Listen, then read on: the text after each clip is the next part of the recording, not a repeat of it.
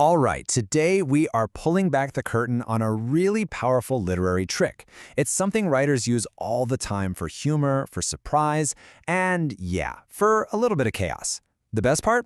It's hiding in plain sight. And once I show you what it is, I promise you are going to start seeing it everywhere. But first, I need you to play along with me for a second. Just listen. Really pay attention to the rhythm here and that feeling of expectation that's going to build with these next few phrases. You ready? He conquered nations, built empires, and struggled. To open a jam bottle. Okay, let's try another one. See if you feel it again. The warrior fought bravely, won the battle, and asked for a cup of tea, right? Okay, one last time. Let the drama really sink in on this one. He lost his family, his wealth, and finally, his favorite pen.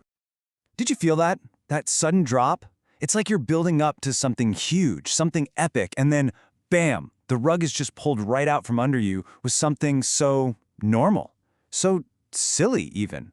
What is that weird, kind of funny, sinking feeling? Well, that feeling, it actually has a name. It is a very deliberate literary device, and it's called anti-climax. It is the art of the unexpected drop. And trust me, it is always done on purpose. So what does that actually mean? Well, simply put, it's when a writer builds up a moment with these really big, serious, intense ideas, and then intentionally slams on the brakes and ends with something totally trivial. That huge contrast from the grand to the mundane, that's what creates that sudden, surprising drop. You know, here's the perfect way to picture it. Think of a normal climax in a story as walking up a staircase, right? Each step builds the tension, higher and higher. Well, anticlimax is when you get right near the top and you just suddenly tumble all the way back down again. It's a very intentional fall. Okay, so now that we know what it is, how do you actually spot this thing out in the wild?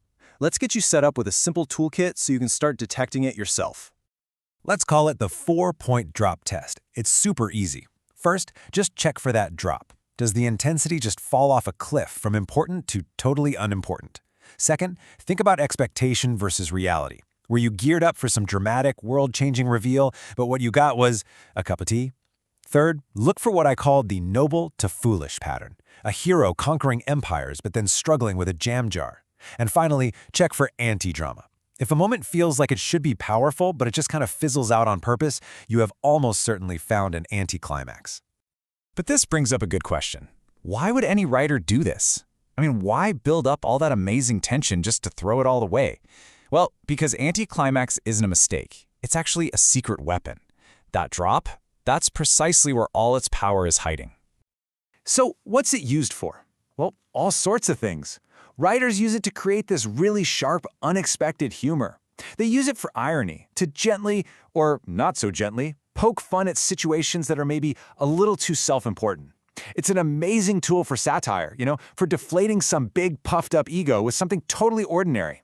It just makes a story surprising, playful, and honestly, it does a great job of highlighting how ridiculous life itself can be sometimes. So, you see, while it absolutely makes us laugh, anti-climax is so much more than just a simple punchline. It's a really sophisticated technique that can leave a pretty lasting impression on you. A really great anti-climax does more than just mess with what you expect to happen. It makes you pause for a second. It makes you smile. And then it makes you completely rethink how serious a situation really is. It kind of questions all that grandeur and finds something really profound in the ordinary.